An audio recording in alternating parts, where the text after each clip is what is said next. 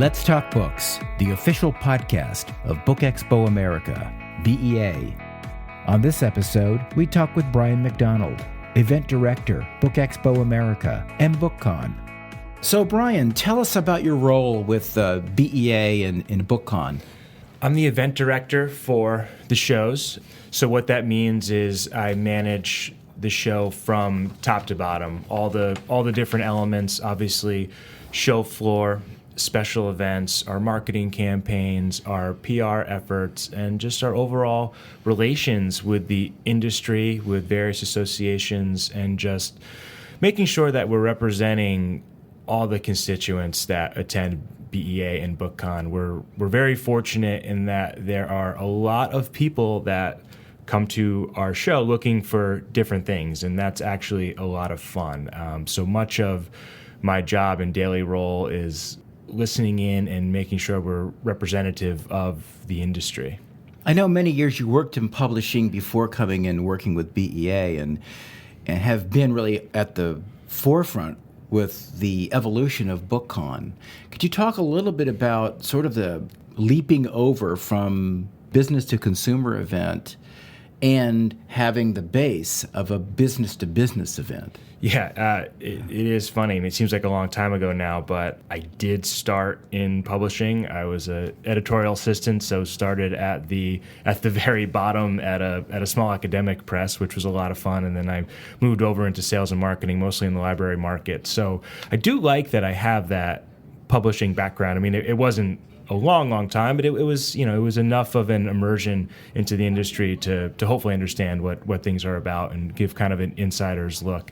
But as far as evolving BookExpo and BookCon, we have a situation here at ReadPop where we're able to be on the forefront because, as some may or may not know, our company also runs New York Comic Con, C2E2 in Chicago, Emerald City Comic Con in Seattle, and various shows across the globe. And we're all in one house, and we share staff, we share ideas, we share philosophies. So as we start to grow and evolve our publishing portfolio, we always have best practices to pull from. Then we have learnings where stay away from. That's kind of the thing when we're running so many shows from one office. You take the good, you avoid the bad, and you're constantly changing your business. It seems like BookCon is a very specific show and also a very unique show in terms of traditional book festivals or sort of celebrations. Could you talk a little bit about sort of your vision of where you see BookCon now and maybe on the horizon, what will it become? We launched BookCon in New York City in 2014, and the story's been told, but we conceived, launched, and ran that event in, I think it was a 4-month window or whatever it was. And the reason I bring that up is because you asked what it's about and why it's different, and the tagline on BookCon is that it's the place where storytelling and pop culture collide. Looking back at 2014, we were just like anyone does with a business. We're writing these, mission statements and our vision, etc. And that one came together quick.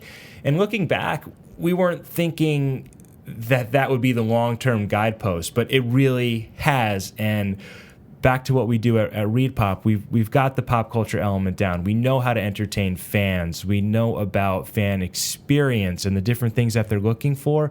So that's how the BookCon can separate itself. And the pop culture and storytelling has by default been what we do best. We've really excelled in the YA market. It's a growing market. It's fun. The authors in that area are just fantastic, and the publishers that we work with across the board, they're innovative. They're giving with their talent. So we're able to forge a real partnership. And the other big element is our celebrity authors, actors, TV personalities, comedians. They're attracted to BookCon, and that allows us to differentiate ourselves. And the most important part that makes BookCon so unique is the support of BookExpo. So in other words, we have the industry all in one place, people that have invested in BookExpo. They know it inside and out, and now we're able to give them another element, kind of like another lens to approach the market. And that's where we truly have an advantage, because we have this traditional business in BookExpo, which is very interesting, but that supports a new business.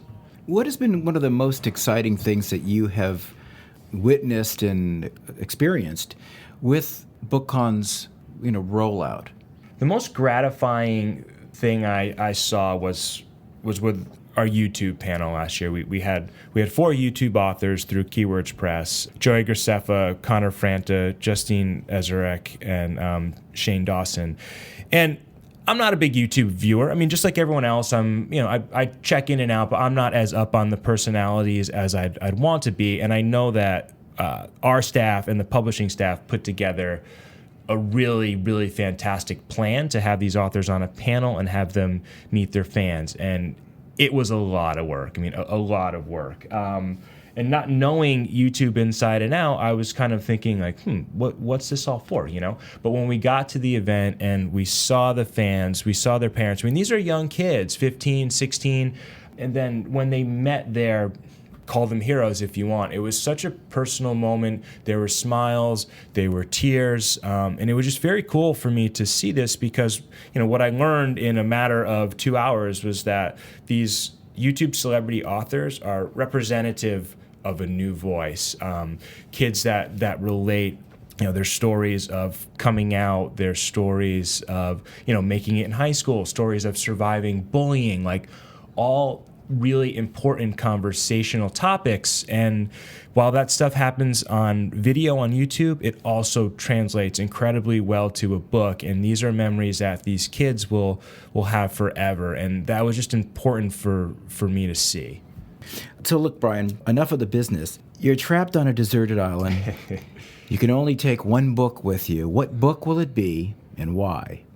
I've always thought of this question around music. I like that you turned it on its head, and we're going to talk about books, which makes perfect sense. I would think you'd want something that you could really dig into and revisit over and over again. And a book I've done that with was Freedom by Jonathan Franzen. I love that book on multiple levels, but personally, I remember it at my first BEA, at BEA 2010. I remember that galley kicking around, and I got my hands on it shortly after. So personally and professionally, I'll always remember that book.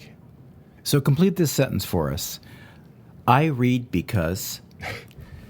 I'm desperately trying to get more intelligent. Reading is a way for me to keep up on things, to try to expand our horizons, and I try to read memoirs and biographies of people that I admire and can learn something from. So that's why I do it. I wish I did more of it. Let's Talk Books is a production of BookExpo America, BEA, the leading book and author event for the North American publishing industry. Join us in Chicago for BEA 2016, May 11th through 13th at McCormick Place. For more information on this episode in BEA, visit bookexpoamerica.com.